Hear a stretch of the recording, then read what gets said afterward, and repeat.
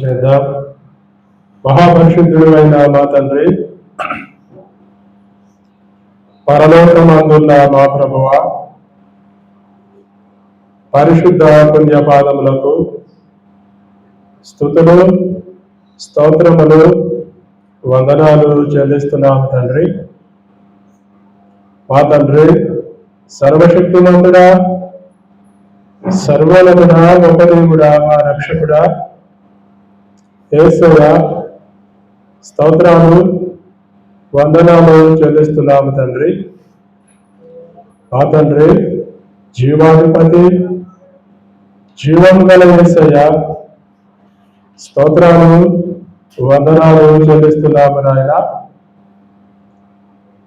ఈ రాత్రికాల సమయంలో మీ పాదాల సన్నిధిలో చేరి ఈ రీతిగా మీ నామాన్ని స్తుతించుకోవడానికి, కనపరుచుకోవడానికి, సంఘంలో ఉన్న ఒక్కళ్ళ కొరకు, బలహీనులైన బిడల కొరకు విజ్ఞాపన ప్రార్థన చేయడానికి తండ్రి, పరిశుద్ధ ఆత్మదేవుడా, మీరు మాకు ఇచ్చిన ఈ భాగ్యాన్ని బట్టి, ఈ ధన్యతను బట్టి స్తోత్రాలు వందనాలు చెల్లిస్తున్నా.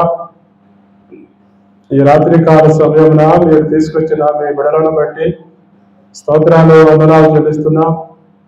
ఇంకా రావాల్సిన మీ ప్రియ బిడ్డలందరినీ మీరే సకాలంలో క్షేమంగా మీ సన్నిధానానికి నడిపించండి. ఈ రాత్రికాల సమయమున మీ వాక్యంలో నుండి మీరే నాతో మాట్లాడి మహిమ పొందమని సర్వశక్తిమంతుడు, సర్వోన్నతుడు, గొప్ప దేవుడు, మా రక్షకుడు యేసుక్రీస్తు అతి శ్రేష్టమైన నామంలోనే ప్రార్థించి స్తుతించి అడిగి వేడుకుంటున్నాము ప్రియ పరలోకపు తండ్రి. ఆమేన్. ఆమేన్. కూర్చుందా. మన ప్రభువును రక్షకుడైన యేసుక్రీస్తు దివ్యనామమున కూడి వచ్చిన మీ అందరికీ హృదయపూర్వక వందనాలు చెల్లిస్తున్నాను. దేవుని మహాకృపను బట్టి ఈ 2026 సంవత్సరంలో ఈ ఫిబ్రవరి మాసంలో మరి వారమంతా మరి దేవుడు కాచి కాపాడి బలపరిచి సజీవుల నుంచి కాపాడాడు. దేవుని బిడలమైన మనం ఈ లోకంలో అనేకమైన శోధనలను ఎదుర్కొంటున్నాం.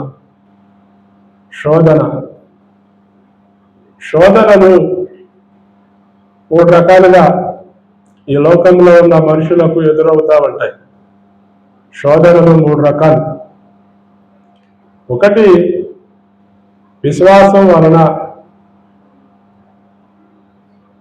విశ్వాసులకు శోధనలు వస్తాయి. రెండవది బలహీనతలు, రోగాలు, జబ్బులు, ఆయాసాలు, శరీర అనారోగ్యాలు. ఇవి మనిషిలో ఉన్న బలహీనతలను బట్టి అతడు శోధింపబడుతూ ఉంటాడు. మూడవది మనం చేసే తప్పులను బట్టి, పాపాలను బట్టి మనకు శోధనలు వస్తూ ఉంటాయి. ఈ లోకంలో మనం బ్రతుకుతూ జీవిస్తున్న ఈ జీవితాల్లో ప్రతి ఒక్కరికి ఈ 3 ఏదో ఒకటి మనుషులను ఈ శోధనను వెంటాడుతూనే ఉంటాయి. ఈ 3 అంతా బాగుంది అనుకున్నప్పుడు బలహీనతలు వస్తాయి. అంతా బాగుంది అన్నప్పుడు విశ్వాసంలో బలహీనతలు వస్తాయి. అంతా బాగుంది అనుకున్నప్పుడు ఏదో ఒక తప్పు చేసి బలహీనతల్లో, శోధనల్లో మనం ముందుకెళ్తూ ఉంటాం. ఏది ఏమైనప్పటికీ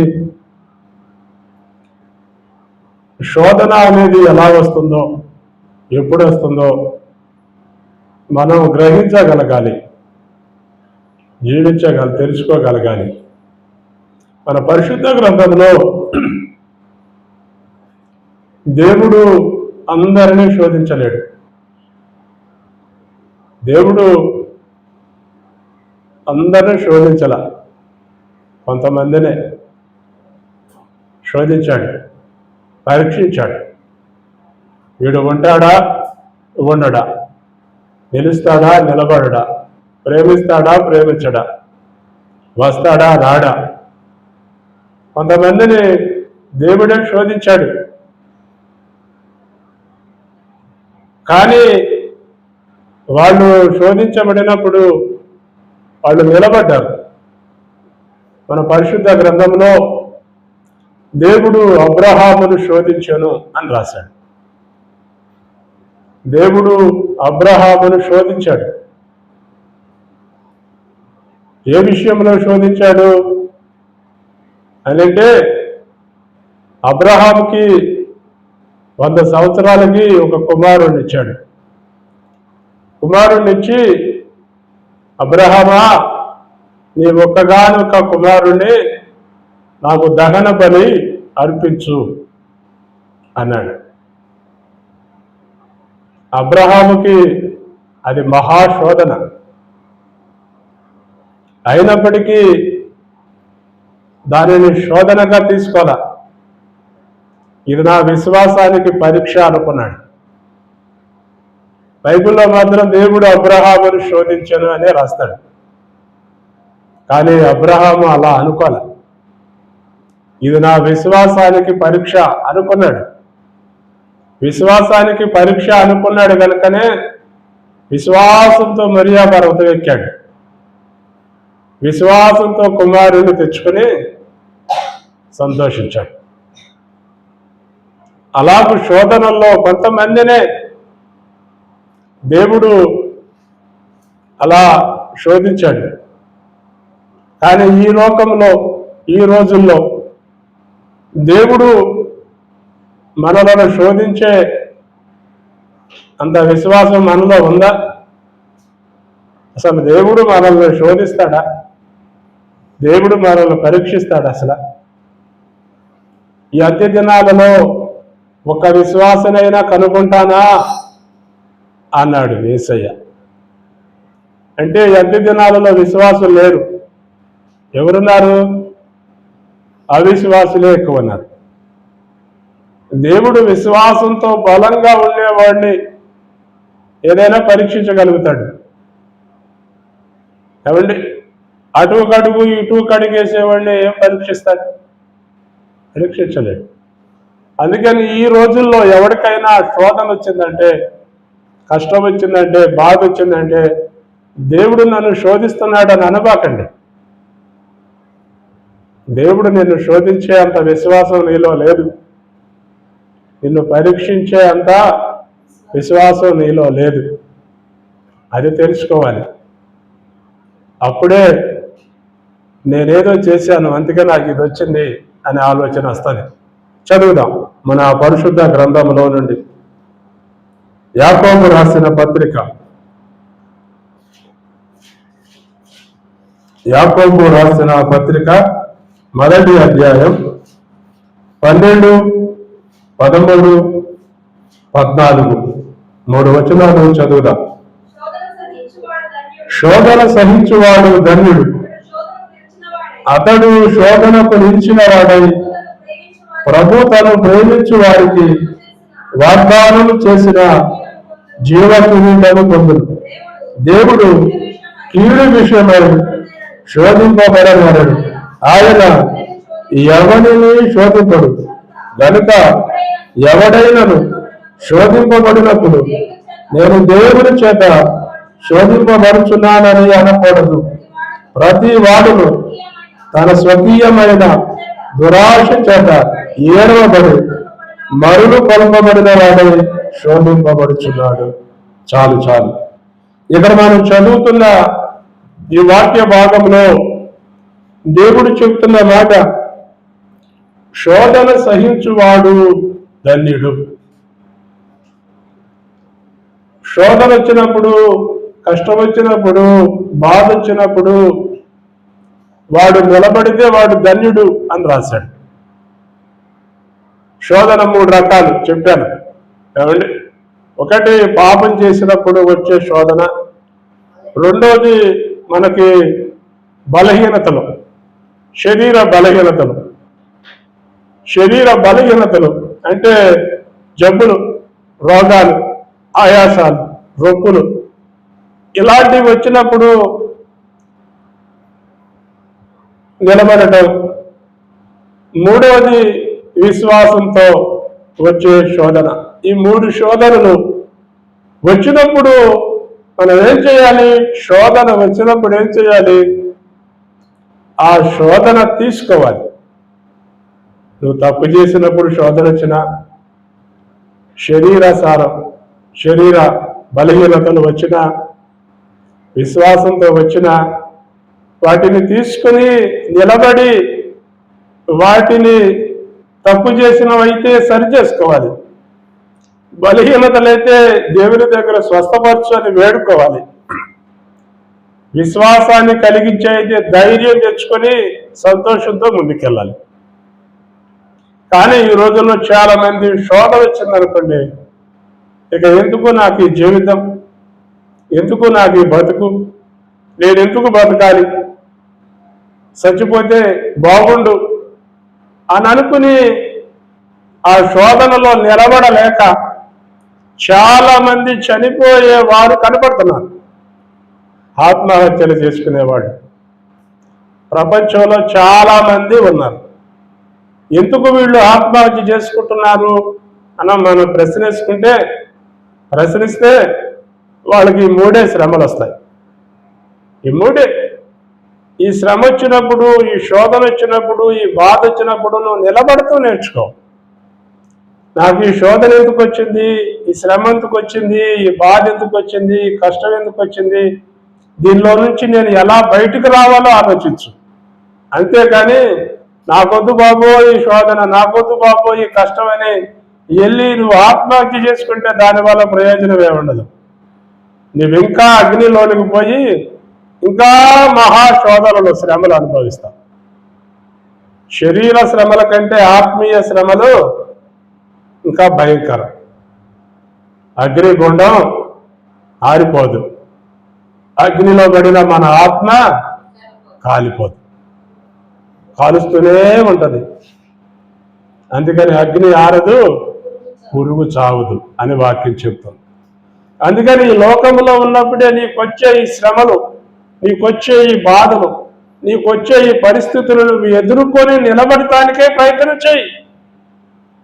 దేవుడు నీకు ఏదో ఒక సహాయం చేయకుండా ఉండడు. అందుకనే ఇక్కడ మనం చదువుతున్నాం, శోధన సహించేవాడు ధన్యుడు. శోధన మన పరిశుద్ధ గ్రంథంలో చాలా మంది శోధనలు వచ్చినాయి. శోధన అంటే మనకి మొట్టమొదటిగా గుర్తొచ్చేవాడు ఎవరయ్యా అంటే యోబు. ఏమండి, చాలా మంచివాడు యోబు. ఆ ఊజు దేశంలోనే గొప్ప ధనవంతుడు. అతడు యథార్థవంతుడు, నీతిమంతుడు, పరిశుద్ధుడు, దేవుడంటే భయభక్తులు కలిగిన వాడు, 10 మంది పిల్లల సంతానం కలిగిన వాడు. ఆ దేశంలోనే ధనవంతులలో ఒకడు. అలాంటి ధనవంతుడికి శోధన వచ్చింది. ఆ శోధన ఎలా వచ్చింది అనంటే దేవుడే అతనికి ఆ శోధన రావడానికి అవకాశం ఇచ్చాడు, అవకాశం కల్పించాడు. పరలోకంలో మీటింగ్ జరుగుతుంది. సాతాను పరలోకంలోకి వెళ్ళాడు. పరలోకంలోకి వెళ్తే దేవుడు అడిగాడు, సాతానా ఏంది ఇటొచ్చావు, ఏంది సంగతులు అని అడిగాడు. ఇదిగో భూమి మీద నా భక్తుడైన యోబును చూశావా అని అడిగాడు. ఏమి లేదయ్యా, ఊరక అటు ఇటు తిరుగుతున్నాను, నీ భక్తుడైన యోబు దగ్గరకు కూడా నేను వెళ్ళాను, కానీ నువ్వు అతని ఇంటి అతని చుట్టూ నువ్వు కంచె వేశావు. నువ్వు ఆ కంచె తీసేస్తే నేను అతన్ని చిత్రహింసలు పెడతాను, అతన్ని శ్రమల పాలు చేస్తాను, అతన్ని నిందల పాలు చేస్తాను. అప్పుడు అతను నిన్ను దూషిస్తాడు, నిన్ను వదిలేస్తాడు, నీ నుంచి దూరం అయిపోతాడు అని అడిగాడు. దేవుడు ఆయన కాపుదల, ఆయన భద్రత నీ చుట్టూ ఉంచుతాడు. నువ్వు నిజమైన విశ్వాసమైతే, నిజమైన దేవుని బిడ్డవైతే, నీ మీద దేవుని ఆజ్ఞ లేకుండా నీ తలలో ఒక ఎంట్రుకు కూడా ఉండదు. ఒక్క ఎంట్రుకు కూడా ఉండదు. నీ తలలో ఉన్న ఎంట్రుకలు ఎన్నో నీకు తెలియదు. నా తలలో ఉన్న ఎంట్రుకలు ఎన్నో నాకు తెలియదు. కానీ నా తలలో ఎన్ని ఎంట్రుకలు మలవాలో మలిపించిన వాడు దేవుడు. నా తలలో ఇప్పుడు ఎన్ని ఎంట్రుకలు ఊడిపోయినాయో చెప్పగలడు, ఎన్ని ఎంట్రుకలు ఉన్నాయో కూడా చెప్పగలడు. అలాంటి వాడు మన సృష్టికర్త. అంటే ఆయన ఆజ్ఞ లేకుండా నీ మీదకి ఏది రాదు. అది నువ్వు నమ్మగలిగితే అప్పుడు నీవు ధైర్యంగా ముందుకు సాగుతావు. దేవుడు అదే నమ్మాడు. నా కుమారుడైన యోబు, వాడు నువ్వు ఎన్ని చేసినా వాడు నన్ను వదిలిపెట్టడు. దేవుడికి నమ్మకం ఎక్కువ ఉంది నీ మీద, కానీ ఈ రోజుల్లో నీ మీద నీకే నమ్మకం ఉండదు. ఏమండి, నీ ప్రార్థన మీదే నీకు నమ్మకం ఉండదు. భర్త మారాలి అని ప్రార్థన చేస్తారు, నెల రోజులు ఉపవాసం ఉంటారు. ఏమండి, నెల రోజులు ఉపవాసం ఉండి ప్రార్థన చేయాలని ప్రార్థన చేస్తారు. 1 రోజు, 2 రోజులు, 3 రోజులు, 20 రోజులు ప్రార్థన చేస్తాం మొదలు పెడతారు. ఏమండి, వాడు కూడా నా భార్య ప్రార్థన చేస్తుంది నా కోసం మారాలని, మార్పు చెందాలని, వాడు కూడా తాకుండా ఇంటికి రావడానికి ప్రయత్నం చేస్తాడు. కానీ భార్యకు మాత్రం ఒక పక్కేమో ఇడు తాగుతాడు, ఒక పక్కేమో ఇడు తాగకూడదు. ప్రార్థన రెండు మనస్తత్వాలు, 2 ఆలోచనలు. నీ మనసులో ఒకటే ఉండాలి, ఒకటే ఉండాలి. నా భర్త మారాలి, మారుతాడని ఉపవాసం ఉండి ప్రార్థన చేసేటప్పుడు వాడు మారాలి, మారుతాడు అంతే. ఈడు మారడు అని ఇంకో పక్క అంటా ఉంటే ఆడేం మారుతాడు? మారడు. అట్లాగే ఈమె ఉపవాసం ఉండి ప్రార్థన చేస్తుంది, ఆడు కూడా 20 రోజులు, 28 రోజులు, 29 రోజులు తాకుండా వచ్చాడు. ఇవి గట్టిగా 30వ రోజు కూర్చొని, యేసయ్యా ఈరోజు ఇటు తాగొస్తాడయ్యా అని ప్రార్థన చేస్తాడు. ఏమండి, 29 రోజులు వీడు తాగడు అన్నట్టు వీడు తాగుతాడు అనుకుంటా వచ్చింది. 2 మనసులో పెట్టుకొని అంటుంది. 30వ రోజు వచ్చేసరికి యేసయ్యా ఈరోజు ఇటు తాగుతాడు అని ప్రార్థన చేస్తాడు. ఆ వన్నట్టుగా 30వ రోజు ఆడు తాగాడు, ఇంటికి రానే వచ్చాడు. ఆమె రాగానే అన్నది, నువ్వు ఈరోజు తాగుతావని నాకు తెలుసు. అంటే నీ విశ్వాసం ఎలా ఉంది? నిజమైన మార్పు, నిజమైన విశ్వాసం ఈ రోజుల్లో చాలా మందిలో కనపడుతుంది. కానీ మనం నిజంగా విశ్వాసంతో ప్రార్థన చేయాలి. మారుతాడు అంటే మారుతాడు. నువ్వు మారడు అనే అవిశ్వాసం నీలోకి వచ్చిందంటే మారడు. అందుకనే ఇక్కడ దేవుడే యోబుని చూపించి నువ్వు వెళ్ళు అని అంటే సాతాను యోబు దగ్గరకు వచ్చాడు. అప్పుడు దాకా దేవుని కంచె ఉంది, దేవుని కాపుదల ఉంది. దేవుడు దాన్ని తీసేశాడు. ఎందుకు తీశాడు? నీ మీద ఉన్న నమ్మకాన్ని బట్టి, దేవునికి నీ మీద ఉన్న విశ్వాసాన్ని బట్టి. నువ్వు అతన్ని ఎన్ని చేసినా ప్రాణమైనా ఇస్తాడు, కానీ వెనక్కి వెళ్ళడం. అది దేవుడి నమ్మకం. కానీ ఈ రోజుల్లో ఎంతమందికి దేవుడి మీద అంత నమ్మకం పెట్టుకుంటారు? నువ్వు విశ్వాసంలో ఉన్నప్పుడు దేవుడే నీకు ఆజ్ఞాపించాడు, నువ్వు నిలబడుతూ నేర్చుకోవాలి. అంతేకాని వెనక్కి వెళ్ళిపోతే ఏమండి, ఇంకా నీ విశ్వాసం ఎక్కడ ఉంటుంది? యోబు నిలబడ్డాడు. 10 మంది పిల్లలు చచ్చిపోయారు, తనకున్న ఆస్తి అంతా పోయింది. తనకున్న ఆస్తి, గొర్రెలు, ఎడ్లు, మేకలు, ఒంటెలు, తనకున్న ఆస్తి అంతా పోయింది. తనకున్న పిల్లలందరూ పోయారు. ఇంకా ఏముంది? శరీరం ఉంది. శరీరం. ధనం పోయినా, పిల్లలు పోయినా ఆరోగ్యంగా ఉన్నాడయ్యా. ఇదే నేను చెప్పా కిందాక. ఆరోగ్యం అయితే సరే వెళ్ళు, అతని ప్రాణం మీద నీకు అధికారం లేదు, నువ్వేం చేస్తావు చెయ్యంటే అతని మీదకి తను చెయ్యి చాపాడు. చాపితే ఒళ్ళంతా గజ్జి కురుపులు వచ్చేసింది. శరీరం అంతా గజ్జి కురుపులు. అది బాగా గొలపుట్టి రక్తం కారుతున్నాయి, చీమి కారుతున్నాయి. గోక్కోలేకపోతున్నాడు. చేత్తో కూడా గోక్కోలేక చెల్లి పెంకు తీసి గోక్కుంటున్నాడు. ఎంత భయంకరం ఏమండి. అయినా కూడా విశ్వాసంతోనే నిలబడ్డాడు. భార్య వచ్చింది. ఇంకా ఎంతకాలం నీతిగా ఉంటావు? ఇంకా ఎంతకాలం యథార్థంగా ఉంటావు? ఇంకా ఎంతకాలం దేవుడా దేవుడా దేవుడా అంటావు? ఆ దేవుణ్ణి దూషించు, ఆ దేవుణ్ణి వదిలేయి. మనం ఎప్పుడు సంతోషాన్ని అనుభవించాలా? దుఃఖం వచ్చినప్పుడు దుఃఖాన్ని అనుభవించొద్దా అన్నాడు. అదే నిజమైన విశ్వాసం. నీకు ఈ 3 రకాలైన శోధనలు వచ్చినప్పుడు, కష్టాలు వచ్చినప్పుడు, ఇబ్బందులు వచ్చినప్పుడు నువ్వు నిలబడితే నేర్చుకో చాలు. నిలబడి ఆ శోధన ఎలా వచ్చిందో చూడు. తప్పు చేస్తే వచ్చింది. మన పరిశుద్ధ గ్రంథంలో మనం చూస్తాంగా, ఆదాము అవలు ఏదేను తోట నుంచి నెట్టివేయబడ్డారు. ఎందుకు నెట్టేయబడ్డారు? ఎందుకు వాళ్ళకి శోధన వచ్చింది? ఎందుకు వాళ్ళు అంజూరపు ఆకులు కట్టుకోవాల్సి వచ్చింది? ఎందుకు? దేవుడు వాళ్ళకి ఆజ్ఞ ఇచ్చాడు, మీరు ఏదేను తోటలో ఉన్న చెట్టు ఫలాలన్నీ తినండి, అవి మీకోసమే నేను పుట్టించా, అవన్నీ తినండి, కానీ ఆ తోటలో ఉంది ఆ మధ్యలో ఉన్న చెట్టు ఫలాన్ని తినబాకండి అన్నాడు.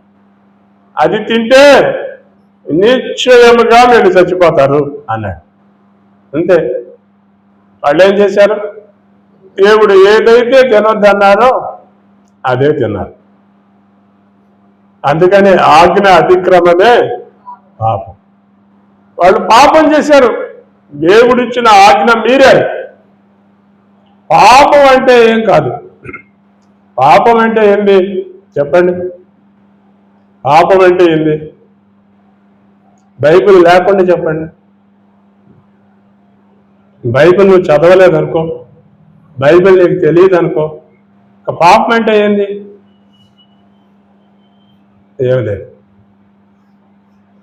అంతేగా? పాపం అంటే ఏమి లేదు. నీకేమి లేదు. ఇక నీ ఇష్టం.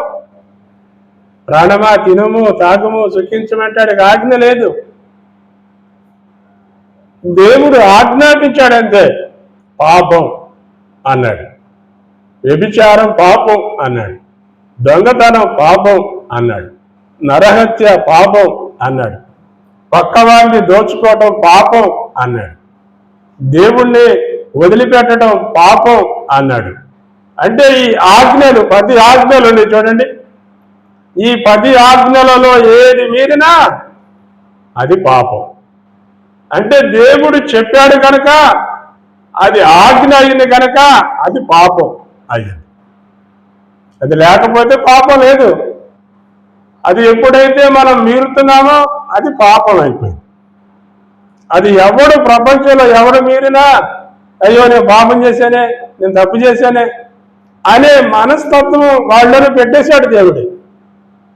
అది నీ పుట్టుకలోతో నీ జీన్లోనే దాన్ని పెట్టాడు.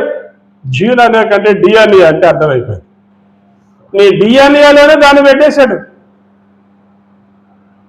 అది పాపం ఎందుకు అయిపోయిందంటే దేవుడు అన్నాడు, అందుకని అది పాపం అయ్యింది. అందుకని యాదావములు అయ్యో మేము పాపం చేశాం అనుకున్నాం. అందుకనే దేవుడు వారి నిమిత్తం ఒక గొర్రె పిల్లను ప్రాయశ్చిత్తం చేయాల్సి వచ్చింది. వాళ్ళకి చర్మపు చొక్కాయలు తొడిగించాల్సి వచ్చింది. అప్పుడు స్టార్ట్ అయింది ఆ పాపం. ఇప్పుడు దాకా మనుషుల్ని ఏలుతూనే ఉంది. అందుకనే ఈ శోధనలు అనేక రకాలుగా మనల్ని శోధిస్తూ ఉంటాయి. మనం చేసే తప్పులను బట్టి, అయ్యో నేను తప్పు చేశాను కనుక నాకు ఈ శోధన వచ్చింది, దేవుడా నేను తప్పు చేశా అని దేవుని వైపు చూస్తే దేవుడు దాన్ని తీసేస్తాడు. దేవుని సన్నిధిలో నేను ఒప్పుకున్నాను, పశ్చాత్తాపడ్డాను, ప్రాయశ్చిత్తం చేశాను కనుక దేవుడు నన్ను క్షమించాడనే నమ్మకం నీ మనసు కలిగిస్తాడు. కనుక అలాంటి విశ్వాసంతో మనం ముందుకు సాగుతాం. మూడవది మనం చూస్తే బలహీనతలు, శరీర బలహీనతలు. ఈ లోకంలో చాలా మందికి శరీర బలహీనతలు ఉంటాయి, జబ్బులు, రోగాలు. ఇర్మియాకి మరణకరమైన జబ్బు వచ్చింది, మరణకరమైన రోగం వచ్చింది. యెషయా వచ్చాడు. యెషయా హిజ్కియా దగ్గరకు వచ్చి, హిజ్కియా ఇదిగో నీకు జబ్బు వచ్చింది, నువ్వు చచ్చిపోబోతున్నావు అన్నాడు. అంతే.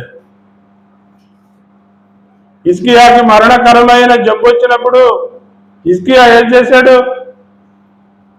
ఆ శోధన వచ్చినప్పుడు, ఆ కష్టం వచ్చినప్పుడు, ఆ బాధ వచ్చినప్పుడు అవిశ్వాసంతో వెనక్కి వెళ్ళిపోలే, ధైర్యంగా దేవుని వైపు చూశాడు.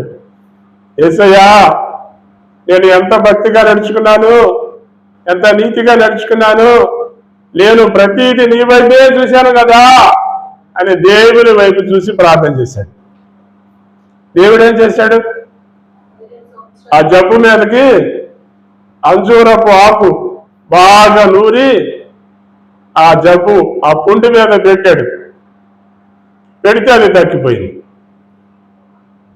బాగుపడ్డాడు. మళ్ళా 17 సంవత్సరాలు ఆయుష్ని దేవుడిచ్చాడు.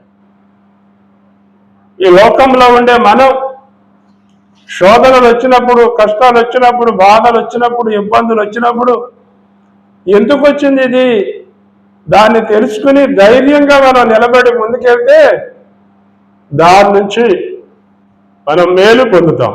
అందుకనే మనం ఇక్కడ చదివాం. ఏమని చదువుతున్నా? శోధన సహించువాడు ధన్యుడు, అతడు శోధనకు నిలిచిన వాడే ప్రభు తను ప్రేమించు వాడికి వాగ్దానం చేసిన జీవ కిరీటము పొందును. వాగ్దానం చేసే జీవ కిరీటాన్ని దేవుడు నీకు ఇస్తాడు. కనుక నువ్వు దిగులు పడాల్సిన అవసరం లేదు, భయపడాల్సిన అవసరం అంతకంటే లేదు. ఇదే మన పరిశుద్ధ గ్రంథంలో నేను ఎప్పుడు చెప్తూ ఉంటా. 12 సంవత్సరాల నుంచి రక్తస్రావంతో బాధపడే స్త్రీ యేసయ్య దగ్గరకు వచ్చి ఏం చేసింది? ఆయన వస్త్రపు చెంగు పట్టుకుంది. అంతే, వస్త్రపు చెంగు పట్టుకుని స్వస్థపడింది. స్వస్థపడి మరలా ఇంటికి ఏం తీసుకెళ్ళింది? సమాధానాన్ని తీసుకెళ్ళింది. సమాధానం. కనుక నీకున్న ఈ శోధనలు, నీకున్న ఈ కష్టాలు, నీకున్న ఈ బాధలు, నీకున్న ఈ శ్రమలు అవి నిన్నేం చేయలేవు. అవి నిన్ను గుచ్చుతూ ఉండొచ్చు, బాధ పెడతా ఉండొచ్చు, ఇబ్బంది పెడతా ఉండొచ్చు, అంతేకాని అవి నిన్ను చంపలేవు. కానీ నీవే ఆ కష్టాలను చూసి, ఆ బాధలను చూసి, ఆ శ్రమలను చూసి, ఆ ఇబ్బందులు చూసి నేను ఇక బతకలేకూడదు, నేను ఇక బతకలేను, నేను ఇక తట్టుకోలేను, నేను ఇక నిలబడలేను, నాకొద్దు బాబు అని ఈ రోజుల్లో చాలా మంది వాళ్ళను వాళ్లే చంపుకుంటున్నారు, వాళ్ళను వాళ్లే పొడుచుకుంటున్నారు, వాళ్ళను వాళ్లే నరకానికి తీసుకుపోసుకున్నారు. కనుక మనం అలా ఉండాల్సిన అవసరం లేదు. దేవుడు నీ పక్షాన ఉన్నాడు, దేవుడు నీతో ఉన్నాడు. నీకు ఏ కష్టం వచ్చినా, ఏ బాధ వచ్చినా, ఏ శోధన వచ్చినా, ఏ ఇబ్బంది వచ్చినా నువ్వు ధైర్యంగా నిలబడుతూ నేర్చుకో. యేసయ్య కూడా ఈ లోకంలో ఎన్నో శోధనలు ఎదుర్కొన్నాడు. ఎన్నో కష్టాలు ఎదుర్కొన్నాడు, ఎన్నో సమస్యలు ఎదుర్కొని తానే తన ప్రాణాన్ని మన కోసం పెట్టేశాడు. మన కోసం తన ప్రాణాన్ని పెట్టాడు, మన కోసం తన రక్తాన్ని కార్చి మన కోసం తాను సిలువ వేయబడి సిలువలో చచ్చిపోయి సమాధి చేయబడ్డాడు. 3వ దినాన సమాధిని బద్దలు కొట్టుకుని పునరుద్ధానుడై లేచాడు. నీకు వచ్చే ఈ శోధనలు తాత్కాలికమైనయే. 1 రోజు ఉండొచ్చు, 2 రోజులు ఉండొచ్చు, 3 రోజులు ఉండొచ్చు, 10 రోజులు ఉండొచ్చు. జీవితకాలం ఉండవు. నీకొచ్చే ఈ శోధనల్ని, నీకొచ్చే ఈ బాధల్ని, నీకొచ్చే ఈ ఇబ్బందుల్ని ఎదుర్కొని ధైర్యంగా నిలబడి దేవుని వైపు చూసి వాటిని జయించి నిత్యరాజ్యానికి వారసులు కావాలని దేవుడు కోరుకుంటున్నాడు, దేవుడు ఆశిస్తున్నాడు. అట్టి నిత్యరాజ్యంలో వారసులుగా దేవుడు మనలను కూడా ఉంచునుగాక. చిన్న ప్రార్థన చేద్దాం. ఈ రాత్రి కాల సమయమున దేవుని సన్నిధిలో ఉన్న మనం ఇక చిన్న ప్రార్థన చేద్దాం. శోధన సహించువాడు ధన్యుడు. నీకు శోధనలు వస్తున్నాయి, శ్రమలు వస్తున్నాయి, కష్టాలు వస్తున్నాయి, బాధలు వస్తున్నాయి. అయినప్పటికీ నువ్వు బాధపడద్దు, నువ్వు దిగులు పడద్దు.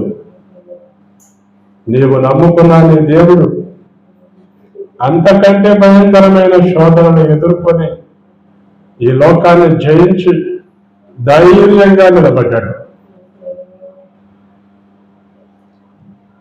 ఆయన తన ప్రాణాన్ని మన కొరకే పెట్టాడు, తన రక్తాన్ని మన కొరకే కార్చాడు,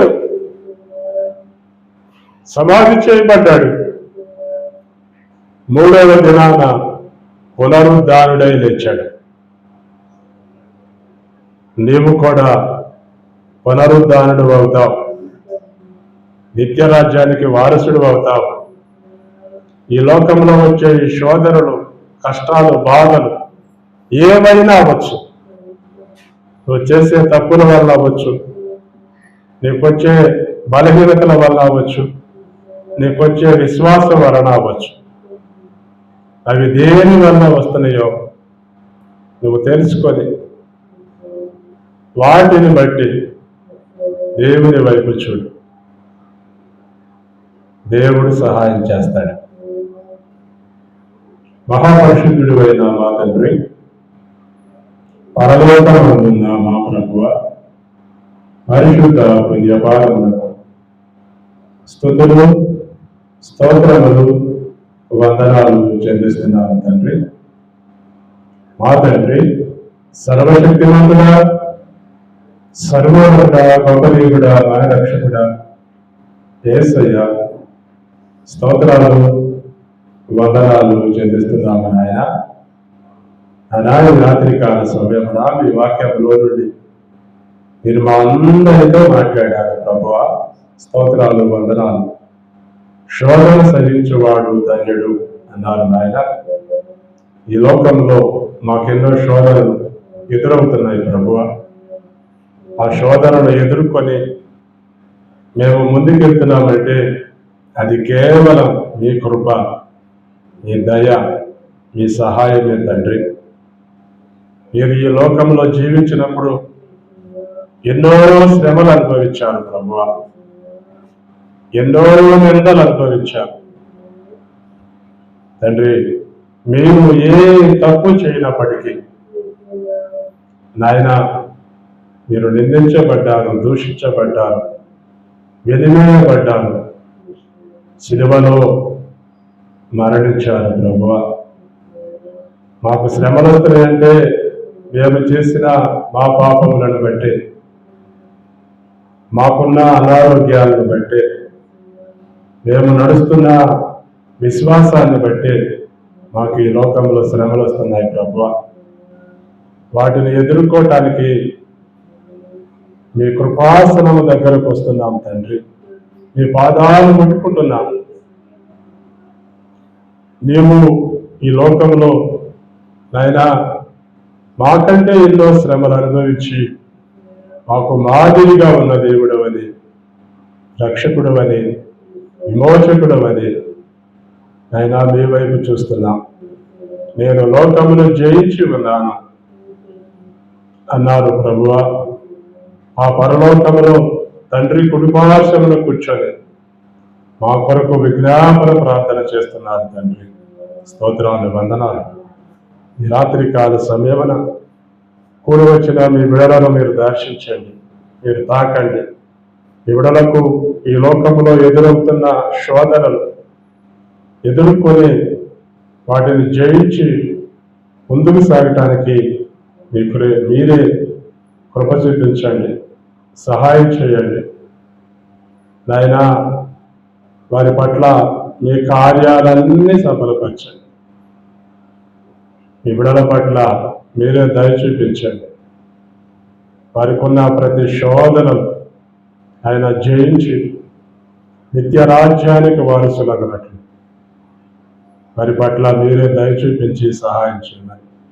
మీ సన్నిధి, మీ సమాధానంతో ప్రతి ఒక్కరిని నింపి ఆశీర్వదించండి. సర్వశక్తిమంతుడు, సర్వోన్నతుడు, గొప్పదేవుడు, మా రక్షకుడు యేసు క్రీస్తు అతి శ్రేష్టమైన నామంలోనే ప్రార్థించి స్తుతించి అడిగి వేడుకుంటున్నాము ప్రియ పరలోకపు తండ్రి. ఆమేన్. ఇప్పుడు మన తండ్రి అయిన దేవుని దయ, ఆయన కుమారుడైన యేసు క్రీస్తు యొక్క కృప, పరిశుద్ధాత్ముని అన్యోన్య సహవాసము, సమాధానం, సంపూర్ణ దీవెన ఎప్పుడునూ ఎల్లప్పుడూ దేవుని మహాకృప మనకు తోడైంది.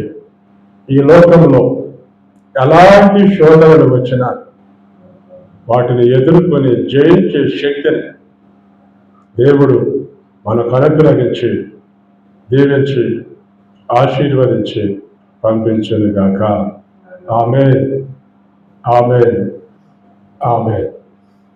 మీ అందరికీ వందనాలు.